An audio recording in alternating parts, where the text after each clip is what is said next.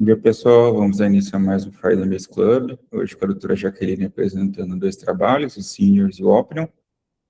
Só para recapitular um pouco, antes de falar dos Seniors, a gente vinha falando sobre insuficiência cardíaca, né? Desde o início, que a gente acreditava que era uma doença de problema de bomba e veio vendo como foi a evolução do tratamento com base no entendimento fisiológico, que é uma doença neuroimune, né, com bloqueio do sistema renina-angiotensina, e agora a gente está no bloqueio adrenérgico com os beta-bloqueadores.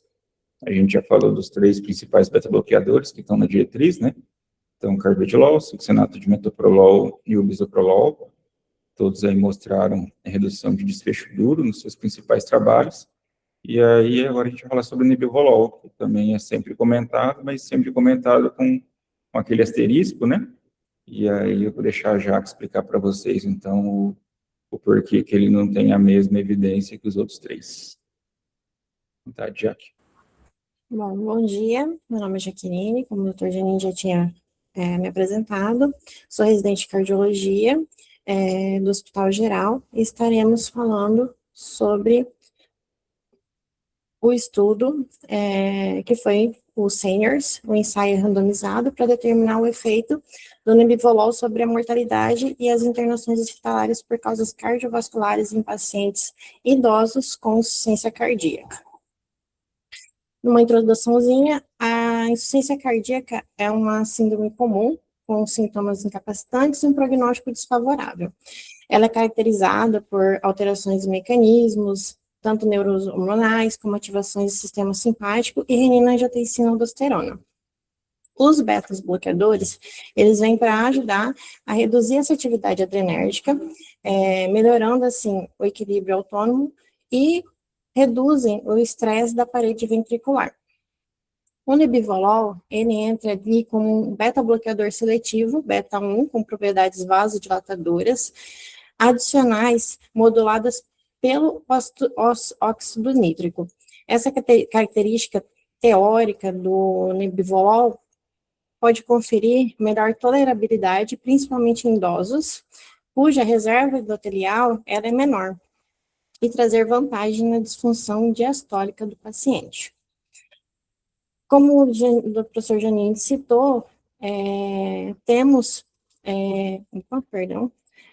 grandes estudos anteriores mostrando já o benefício de o beta-bloqueador na mortalidade e internação na insuficiência cardíaca. E agora, o nebivolol vem com o objetivo de comparar com o placebo em pacientes idosos e com fração de ejeção não tão reduzida ou reduzida. Então, o objetivo do trabalho Seniors é avaliar esse efeito sobre mortalidade e morbidade versus placebo. Os métodos, então, um ensaio clínico randomizado, multicêntrico, duplo cego. O recrutamento foi feito em 11 países, de setembro de 2000 a dezembro de 2022, e a população avaliada foi um total de 2.128 pacientes, analisados por intenção de tratar. Os pacientes que foram incluídos, com idade maior ou igual a 70 anos, uma insuficiência cardíaca crônica, uma internação hospitalar documentada nos últimos 12 meses, como destaque, era essa opção, ou uma fração de ejeção ventricular esquerda documentada menor ou igual a 35% nos últimos 6 meses. Os métodos, então, os pacientes excluídos dessa análise eram os pacientes com nova terapia medicamentosa para insuficiência cardíaca nos últimos 6 semanas, ou qualquer alteração na terapia medicamentosa nas 2 semanas anteriores, uma insuficiência cardíaca devido a uma cardiopatia valvular não corrigida, contraindicação ou intolerância prévia a beta-bloqueadores ou uso atual, uma disfunção hepático-renal, um acidente vascular encefálico nos últimos 3 meses, estar na lista de espera de intervenção coronariana percutânea ou mesmo cirurgia cardíaca, ou outras condições médicas graves que pudessem ter redução na sobrevida durante o período do estudo. Então, um fluxograma baseado na escolha dos pacientes. Total de 2.135 pacientes inicialmente foram alocados para o estudo, e foram escolhidos 7 pacientes na análise, sendo que 6 foram devido a protocolos, não foi adequadamente enquadrado, e um paciente que não fez o uso da medicação após ser randomizado. Sendo assim, a gente tem o total de 2.128 pacientes, sendo que 1.067 foi para o grupo que fez uso do Nebivolol e 1.061 foram para o grupo placebo. Os grupos de tratamento, então, um N de 1.067 para o grupo de Nebivolol, com dose inicial de 125 miligramas dia. Essa dose foi titulada progressivamente até uma dose de 10 miligramas dia, ou a máxima tolerada pelo paciente. E o grupo placebo foi um total de 1.061 pacientes. O acompanhamento foi em média de 21 meses, e como desfecho primário, foi a mortalidade por todas as causas ou uma internação hospitalar por causas cardiovasculares. Tempo até o primeiro evento. Como resultados, temos um perfil de gênero que predominou em torno de 37%, 38% mulheres, uma comorbidade em torno de 68% tinha histórico prévio de doença arterial coronariana,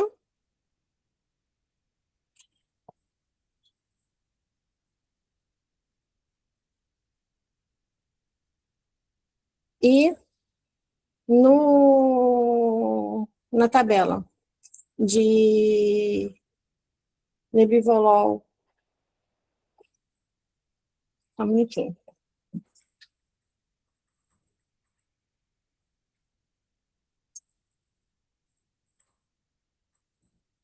Tempo de tratamento e descontinuamento do uso. O tempo total acumulado foi similar entre os grupos, tanto Nebivolol como placebo, e uma dose de manutenção atingida foi uma média de 7,7 miligramas para o Nebivolol e 8,5 miligramas para o placebo. Foi obtido um sucesso na questão da dose, sendo que a dose máxima atingida chegou a 10 miligramas. Esse é um gráfico que a gente tem comparando a questão da idade versus a fração de ejeção. A idade média do estudo ficou entre 76 anos, e a fração de ejeção em torno de até 35% de fração de ejeção. Mas o que difere também é que outros participantes com fração de ejeção preservadas também fizeram parte desse estudo e também evidenciaram contribuição do uso do Nebivolol. Como desfecho primário, a morte por todas as causas ou internação cardiovascular, então, ocorreu em 31,1% no grupo Nebivolol, comparado a 35,3% no grupo placebo, com uma significância em intervalo de confiança de 95% e um P de 0,039. Então, traz para nós uma redução significativa de em torno de 14% no risco relativo de sofrer esse desfecho combinado ao usar o Nebivolol. A curva de Kaplan-Meier traz para nós uma sobrevida livre de eventos que começa a se diferenciar a partir ali de 6 meses de acompanhamento, e o número necessário para tratar é em torno de 24, é necessário tratar 24 pacientes, por média ali de 21 meses, para evitar um desfecho primário. Então, reforçando a diferenciação ali, a diferença na sobrevida a partir de 6 meses do uso do Nebivolol. E no resultado geral, a gente vê uma conclusão que, em todos os aspectos do paciente, não teve diferenciação tanto de homens e mulheres, mas casos tanto de fração de ejeção reduzida como preservada, a gente teve o benefício do uso do Nebivolol.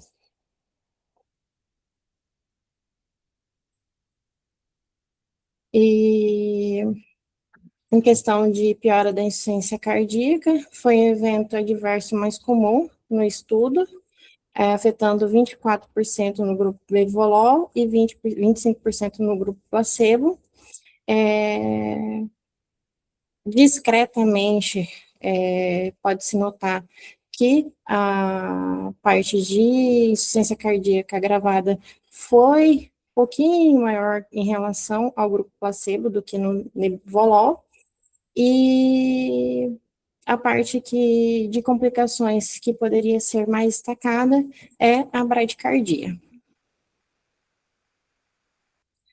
Então, como discussão, a gente traz que numa mortalidade geral, houve uma tendência numérica de queda na mortalidade por todas as causas, então 15,8% no grupo que usou o Nebivolol versus 18,1% placebo, mas isoladamente não atingiu essa significância estatística, com um PL em torno de 0,21, não houve influência significativa de idade, gênero ou fração de ejeção no resultado, e foi destacado que a medicação foi muito bem tolerada. Então, o paciente conseguiu aceitar bem a medicação, e a dose média alcançada praticamente foi a dose máxima indicada para o tratamento. Como conclusão, então, o estudo Seniors, ele preenche uma lacuna essencial, que, ao demonstrar que o beta-bloqueador Nebivolol, ele reduz significativamente a morbimortalidade, né, combinada na população idosa com IC. O que outros estudos vinham trazendo era uma faixa de corte de idade menor. Então, a gente via estudos com até 65 anos. Nenhum estudo demonstrando o benefício do beta-bloqueador a partir dos 70 anos. E o estudo Seniors vem mostrar para a gente, principalmente pela vantagem do Nebivolol nessa faixa etária. Então, o benefício, além de se estender na questão da idade, na fração de ejeção, porque também alguns estudos traziam a parte de comparar com a fração de ejeção reduzida, e aqui abrange muito mais, incluindo pacientes não só com fração de ejeção reduzida. Então, consolida, então, o Nebivolol como uma opção terapêutica eficaz, segura e bem tolerada na prática clínica.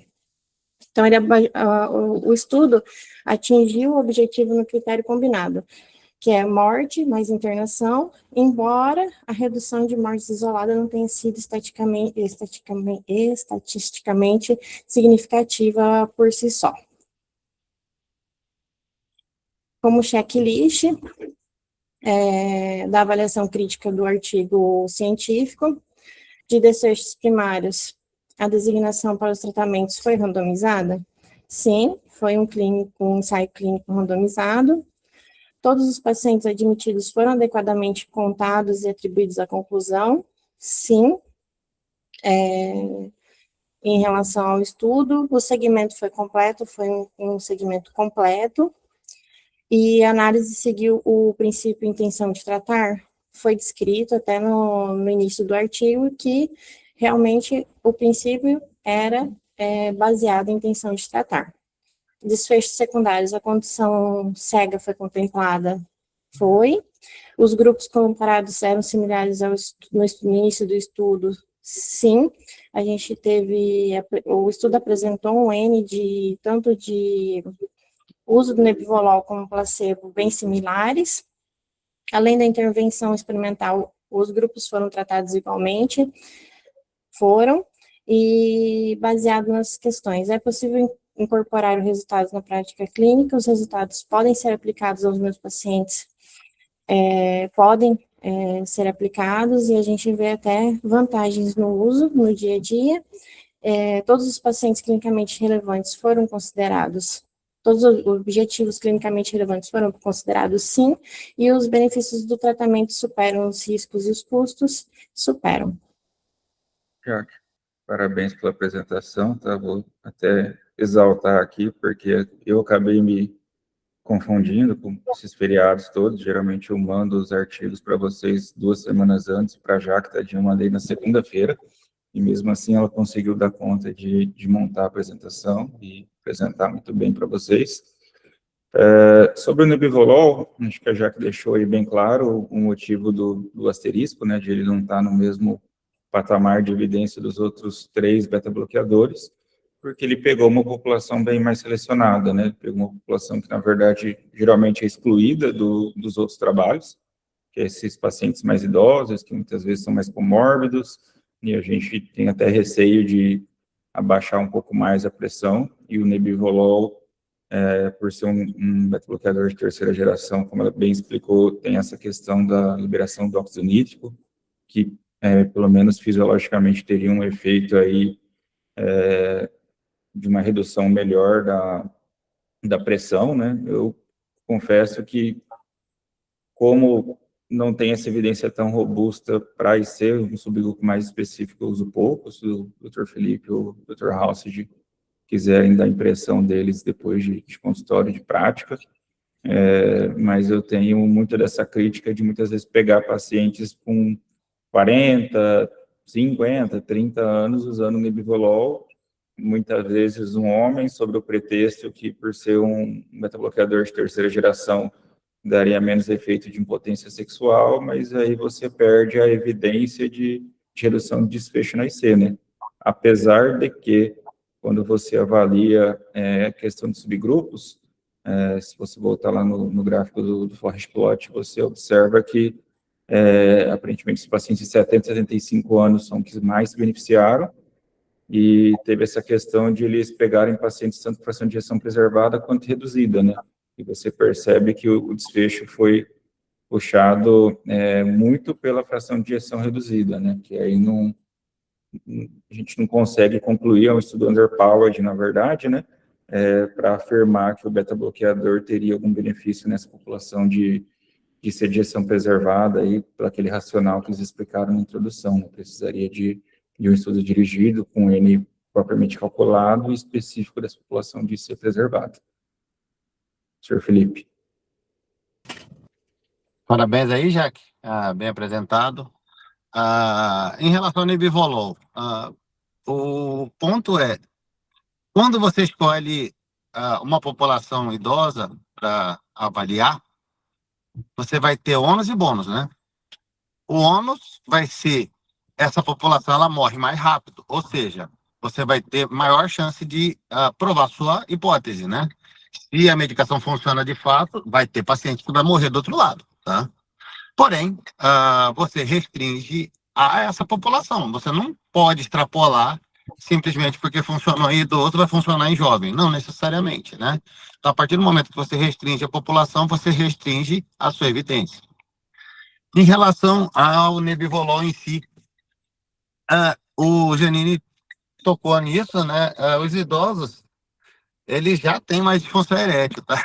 Então, eles sempre vão reclamar do beta-bloqueador. Beta-bloqueador e alfa-metidopa, né, os alfa-bloqueadores, são medicações que jogam contra o time masculino, tá?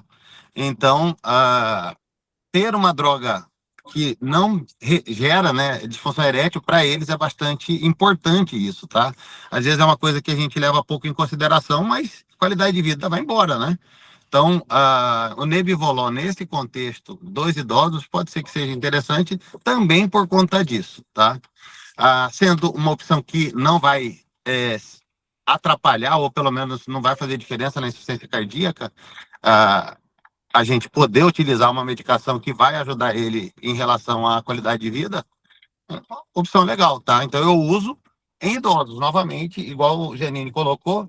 Em população jovem, eu não me lembro de ter nenhum paciente usando, tá?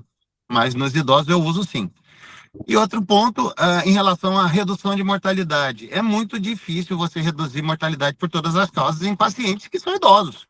porque se ele não morre da insuficiência cardíaca, foi outra coisa, tá? Então, tem esse grande porém. Tem alguém que ligou o microfone aí, tá duplicando. Então, é difícil você comprovar diminuição de mortalidade por todas as causas por conta disso. É uma população que, infelizmente, tende a ter maior mortalidade, né? Mas, em relação à insuficiência cardíaca para os pacientes idosos, eu uso bastante, sim. Halsted, Oi, Janine, tudo bem? joia. Então, em relação ao Nebivolol, assim, na época que eu estava na residência, eles falavam desse benefício aí entre 70 e 35 anos. Então, é um período muito tempo que tem essa sugestão de possível benefício.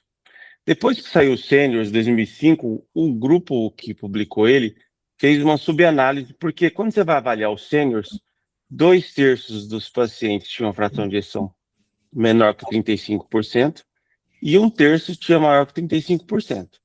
Então, em 2009, foi publicado um estudo avaliando, e se eu pegasse só os menores que 35% e maior? E nesse subestudo que foi publicado em 2009, nos pacientes que tinham fração de ejeção menor que 35%, a média era 29%, também não mostrou benefício. Aí, como o N diminuiu, o P de interação passou, o intervalo de confiança passou pelo 1. Então, mostrou que não houve tanta diferença quando se separa em menor do que 35% e maior que 35% para avaliar desfecho. É difícil porque o N diminuiu em cada um dos braços. Então, acabou que mesmo tentando mostrar esse subgrupo específico de fração de ejeção menor que 35%, uma fração de ejeção de 29%, não houve benefício. Então, acho que o Nebivolol, quando você fala em disfunção erétil, a gente tem o bisoprolol. Quando você fala em aumento da resistência ao fluxo pulmonar, você tem novamente o bisoprolol, que teria esse efeito mais neutro. Então, hoje a gente tem um substituto que reduziu 34% desfecho de mortalidade, não 14% desfecho composto, né? Então, hoje, eu acho que seria numa situação muito específica a utilização do Nebivolol. Eu não uso na prática clínica.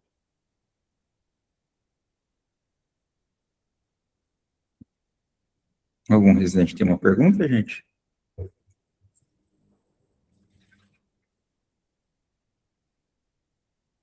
Tem um ponto só que eu estava lembrando, que eu estava relendo também, e tinha uma tendência, se eu não me engano, de aumento de mortalidade por outras causas, né?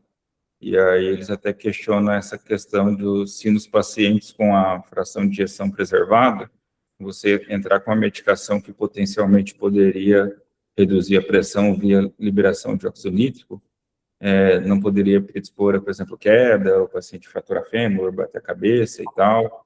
Então, acho que até estava conversando com o Zarur ontem sobre população idosa, então é sempre um grupo à parte aí para vocês avaliarem se o primo nocere até algo que vocês têm que pensar mais, né, antes de tentar fazer uma conduta que você acha que pode beneficiar o paciente, se você não pode causar algum malefício também. O cobertor é curto, né, no idoso. Então tá bom, já que pode passar para o opinião. Agora a gente vai dar sequência, discutindo um pouquinho sobre o trabalho Opinion, que é sobre a oclusão cirúrgica do apêndice atrial esquerdo em doenças cardíacas valvares sem fibrilação atrial. Então, um contexto: a fibrilação atrial é um fator de risco clássico para acidente vascular encefálico, após cirurgia cardíacas, sendo o apêndice atrial esquerdo uma das principais fontes de trombos. A oclusão cirúrgica profilática do apêndice atrial esquerdo reduz os eventos tromboembólicos, né, em pacientes submetidos à cirurgia vascular, com pontuação de Chades-Vaz maior ou igual a 2, e sem fibrilação atrial pré-operatória. Essa pergunta foi uma questão que o estudo gostaria de expor.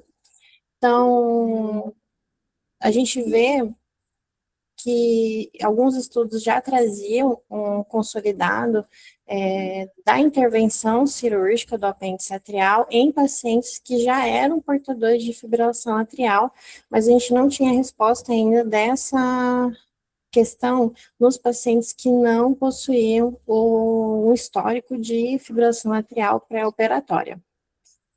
Então, ele vem com o objetivo de analisar esse impacto da técnica cirúrgica com um desfecho combinado.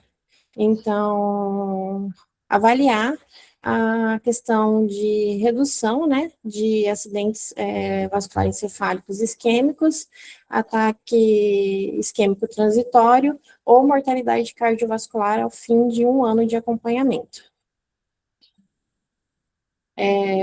Foi um ensaio clínico randomizado, multicêntrico, aberto, open label. 3 grandes centros de cirurgia cardíaca na China foram escolhidos para realizar esse estudo, e uma população avaliada foi em torno de 2.118 pacientes que foram analisados por intenção de tratar. Os pacientes incluídos no estudo, idade maior ou igual a 18 anos, com uma indicação para cirurgia de válvula mitral ou aórtica, com o score de Chades-Vasque maior que 2, maior ou igual a 2, e ritmo sinusal basal, sem evidência em eletrocardiograma anterior de fibrilação atrial ou flutter. Pacientes que foram excluídos do estudo envolviam transplante cardíaco, cirurgia cardíaca prévia ou um reatendimento, cardiopatia congênita e complexa, diâmetro de um átrio esquerdo maior ou igual a 6 centímetros. O grupo de tratamento foi avaliado, foi feita uma randomização 1:1 com um grupo de intervenção para abordagem cirúrgica com N de 1.062 e um grupo controle de 1.056. Como desfecho primário, um composto por ocorrência de acidente vascular encefálico isquêmico, ataque isquêmico transitório ou uma mortalidade cardiovascular avaliada em 1 ano.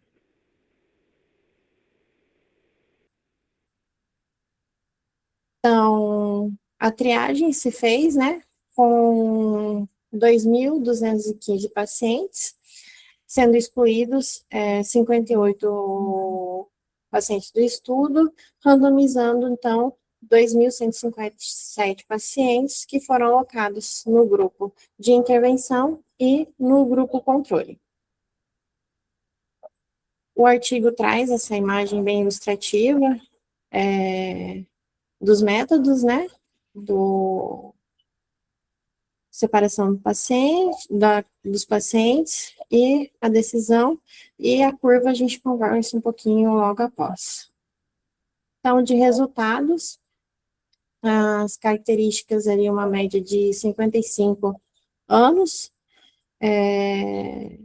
com uma população cirúrgica mais nova, comparado a outros estudos, um predomínio ali em cerca de 32,6% da sexo feminino, e uma média de score de Chades-Vasque de 2,87, confirmando, assim, um risco tromboembólico moderada a alto. A taxa de desfecho, a taxa de acidente cefálico isquêmico foi idêntica no grupo tanto de abordagem cirúrgica como de controle, ao final de 1 ano de avaliação, então foi 2,5% versus 2,5%, e a taxa de acidente isquêmico transitório foi ligeiramente menor em relação ao grupo intervenção, que deu em torno ali de 3,9% versus 5,2%. Então, pode-se discutir que a oclusão do apêndice atrial não trouxe prejuízo ou riscos cirúrgicos adicionais, mas também não teve um impacto tão significativo. A análise da curva de Kaplan-Meier confirmou que a probabilidade de sobrevivência livre de eventos foi semelhante entre os grupos. Mostra um pouquinho uma diferença sutil nas amostras ao longo de 6 meses, mas sem uma grande relevância estatística. Em relação aos desfechos secundários isolados, apesar de a gente ter ali demonstrado uma ocorrência menor em relação ao acidente vascular encefálico isquêmico isolado, em relação às demais comorbidades não tivemos tanta significância. Então, em relação a um ano desse estudo, a gente observa que a intervenção no grupo escolhido de desfecho não teve tanto benefício em relação ao grupo controle, com uma leve diferença a mais em relação de complicações no grupo controle do que o que foi escolhido para a intervenção, mas mesmo assim uma diferença não tão significativa.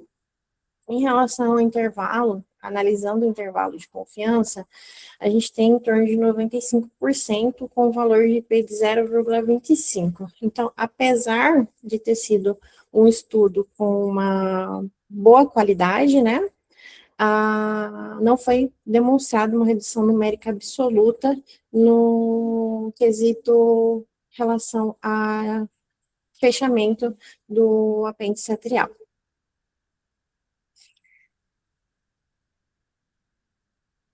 A questão do risco do paciente desenvolver um acidente vascular encefálico, como um ataque transitório, isquêmico transitório, ou até em relação à mortalidade pós-cirurgia, envolve não apenas ao apêndice atrial. Então, eles discutem muito no artigo que a trombogênese ela pode ser multifatorial, não necessariamente só a cirurgia ou o apêndice atrial, então é um conjunto. Então, a gente pode ter tanto a própria cirurgia gerando lesão endotelial, inflamação sistêmica, a prótese valvar criando turbulência de fluxo, o papel endócrino do apêndice, né, que poderia ser um reservatório crucial por peptídeo natriurético atrial, gerando trombos e levando a desfechos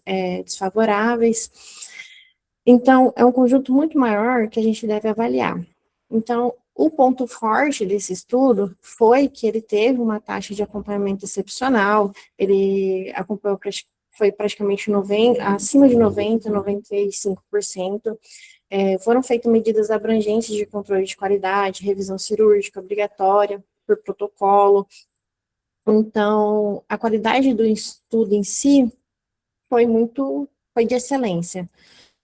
A limitação que ele apresentou foi o acompanhamento de um ano. Então, a divergência observada nas curvas de eventos após 6 meses, ele sugere que os efeitos poderiam ser observados mais tardios, então talvez o tempo de estudo tenha sido uma das principais limitações para trazer resultados mais efetivos. E, como conclusão, os pacientes submetidos à cirurgia valvar com o score Chades-Vals maior que 2, maior ou igual a 2, mas sem a fibrilação atrial prévia, a realização da oclusão cirúrgica profilática de rotina do apêndice atrial esquerdo não reduziu significativamente o risco combinado que a gente pode apresentar de um AVC, acidente vascular encefálico isquêmico, um ataque isquêmico transitório ou uma morte cardiovascular em um ano. Para se discutir a realização do fechamento nesses pacientes, é enfatizado muito a avaliação individualizada dos riscos e benefícios de cada paciente, e a gente pode concluir que o estudo opinião ele vem para trazer para nós uma quebra de paradigma importante, para provar que os pacientes sem histórico de fibração atrial, ao realizar o fechamento preventivo e rotineiro do apêndice durante a cirurgia valvar, não traz vantagens clínicas a curto prazo, embora considerada uma técnica cirúrgica segura, ela não deve ser feita, digamos assim, de forma sem ter uma análise individualizada do paciente. Como checklist da avaliação clínica do artigo, então, em relação a desfechos primários, eu acredito que ele contempla todos os desfechos primários, então, foi feita a designação para os tratamentos de forma randomizada, todos os pacientes admitidos foram adequadamente contados e atribuídos à conclusão, o segmento foi completo, e a análise seguiu o princípio de intenção de tratar. Em relação aos desfechos secundários, a condição cega foi contemplada, sim, os grupos comparados eram similares no início do estudo, contempla também, e além da intervenção experimental, os grupos foram tratados igualmente. Nessa parte que a gente faz o checklist, que é possível incorporar os resultados na prática clínica, eu até deixei um pouquinho diferente ali, um valorzinho para a gente se pensar, se os resultados podem ser aplicados aos meus pacientes, então é o que a gente conclui com o estudo, que para a gente aplicar aos pacientes, deve ser feita uma abordagem bem individualizada, avaliando os riscos-benefícios para essa abordagem aos nossos pacientes. Todos os objetivos clinicamente relevantes foram considerados, e os benefícios de tratamento superam os riscos e os custos. Nessa parte, eu acredito que não contempla, até porque a gente não teve um desfecho tão significativo para a gente considerar que os benefícios do tratamento superam os riscos e os custos. Isso. Parabéns, Jaque, pela apresentação, pela conclusão.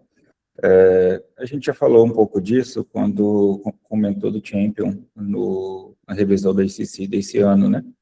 Para quem não lembra, o Champion foi aquele trabalho que avaliou a oclusão percutânea, né?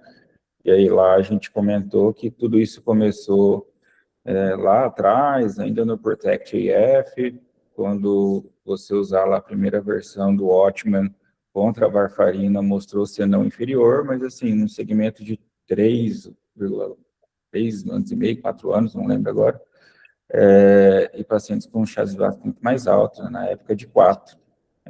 Quando você pega todos esses trabalhos que já tinham pacientes com FA, ou seja, por mais que exista um racional que os fatores de risco para o paciente desenvolver FA, eles estão contemplados no CHA-2-VAS, então, assim, os pacientes hipertensos têm mais idade, se já teve AVC, a chance dele ter, a probabilidade pré-teste de ter FA é maior do que um paciente que não tenha nenhuma desses fatores de risco, né? Então, ao mesmo tempo que é uma avaliação de risco embólico, é uma avaliação de probabilidade de desenvolver FA também. Não sei se alguém já comentou desse raciocínio com vocês. Mas o que a gente percebe também? Quando vocês voltam lá atrás, no Protect AF, nos trabalhos da varfarina da década de 80, talvez o tratamento clínico para todas as comorbidades, com certeza não era tão eficiente como a gente tem hoje em dia. Por quê? A gente percebe uma redução da taxa de eventos. Quando vocês pegam os trabalhos de CHADS e de CHADS-VASc, vocês viam lá que um CHADS lá de CHADS-VASc de 2 tinha uma taxa de incidência de 8% ao ano, enquanto hoje em dia, quando você pega, por exemplo, o NOAA e IFNET, que é o mais recente, né, um CHADS-VAS de 2 teve uma taxa de menor de 1%, se eu não me engano, entendeu? Então, ao mesmo tempo que o tratamento clínico foi evoluindo, isso diminuiu a taxa de eventos. Então, você precisa, para potencializar o estudo, ou ter um número muito grande de pacientes, ou seguir por um tempo muito grande. E esse trabalho fez tudo ao contrário. ele pegou pacientes de baixo risco, então, assim, se o paciente não tem FA, a probabilidade de ele ter um AVC por conta de um trombo no átrio esquerdo é muito menor do que os 1% do paciente que tem FA e SHADS-VAD2, entendeu? Então, você precisaria ter um número muito maior de pacientes ou um segmento muito maior. Então, quando você pega, acho que o Champion teve 2.000 pacientes, ele teve 800, né? Então, precisava ter quando você pega o Laios, que foi um trabalho positivo em pacientes cirúrgicos, ele teve 280 eventos, esse trabalho teve, acho que, 80 eventos. Então, assim, para mim é um trabalho underpowered, né? O racional é legal, é uma oportunidade, você está com o peito do paciente aberto ali, você vai gastar 5 minutos para suturar o átrio esquerdo, se você tiver um dispositivo lá de clipagem, nem isso. Mas eu acho que para provar alguma coisa, eles precisariam realmente ter um N maior ou seguir por um tempo maior, né? Pelo menos 3 anos, que é a média desses trabalhos. Um outro ponto interessante, que eu tinha comentado com a Jaque também, é que, assim, quando você fecha esse apêndice atrial esquerdo, você espera que o paciente infarte menos, morra menos por IC. Então, é uma crítica também que o pessoal mais desse pessoal que estuda mais, né, eles falam que talvez nesse perfil de trabalho o desfecho primário deveria ser redução de AVC pura e simplesmente, que é o que você pretende fazer fechando o apêndice, né? Não sei se o Zaru e o Halsey concordam. Tenho 2 observações para fazer. Primeira, em relação à quantidade de sexo masculino e feminino. Interessante mulher ser mais frequente do que homem no trabalho, na comum, principalmente na cardiologia. E eu suspeito do porquê que aconteceu isso. Eu acho que na hora de calcular, como a idade era baixa, na hora de calcular o SHADS-VASc, incluiu ainda sexo feminino, entendeu? Então, provavelmente, por conta disso, deve ter pontuado mais as mulheres. Enfim, não sei dizer, mas é uma hipótese. A outra coisa que me chama atenção é que você pega um paciente que não tem fibrilação atrial, pelo menos registrada, vai para a cirurgia, você vai tirar o estímulo que poderia gerar fibrilação atrial no paciente, por exemplo, valvopatia, e aí você espera que ele ainda faça fibrilação atrial posteriormente e vai prevenir o evento fechando o apêndice atrial esquerdo. Não faz muito sentido para mim, porque se ele não fez FA ainda quando ele é valvopata grave, quando você opera o cara, aí a chance vai ser bem menor, né? Acho que o trabalho, ele foi bem feito, tal, mas igual o Janine colocou, talvez ele buscou coisas pouco relevantes, né? Ou, aliás, excessivamente relevantes, vamos dizer assim, mas com chance muito baixa de acontecer. Basicamente é isso.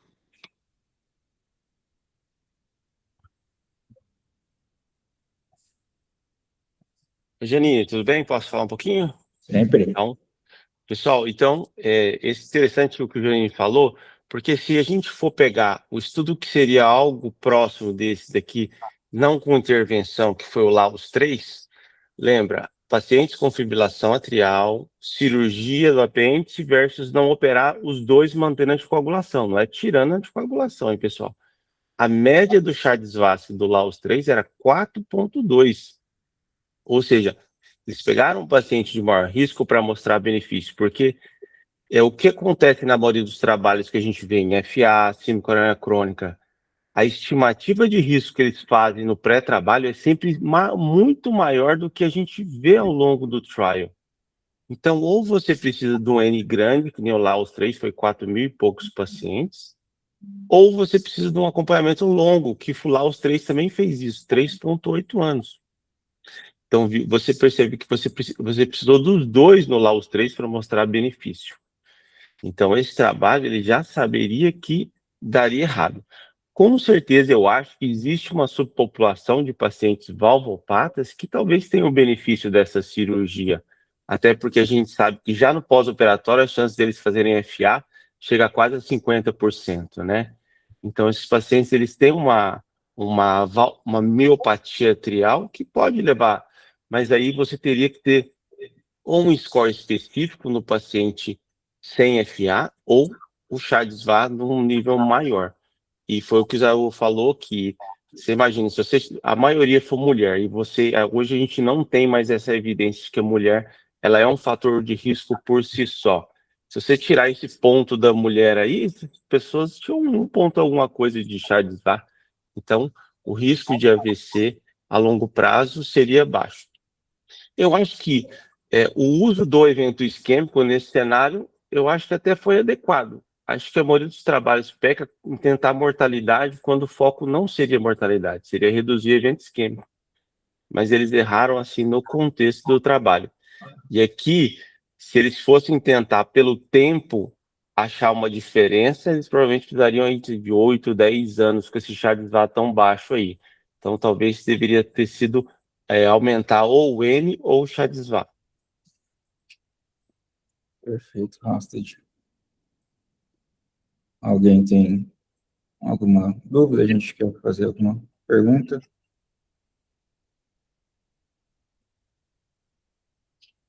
Então, é isso, gente. Boa sexta-feira, bom final de semana a todos. Semana que vem, a doutora Lívia vai falar de espirolactona pra gente. Vai, Falou, Braço. professor. Tchau, Bom tchau. final de semana. Tchau, tchau. Obrigada, professor. Boa semana. Parabéns, já.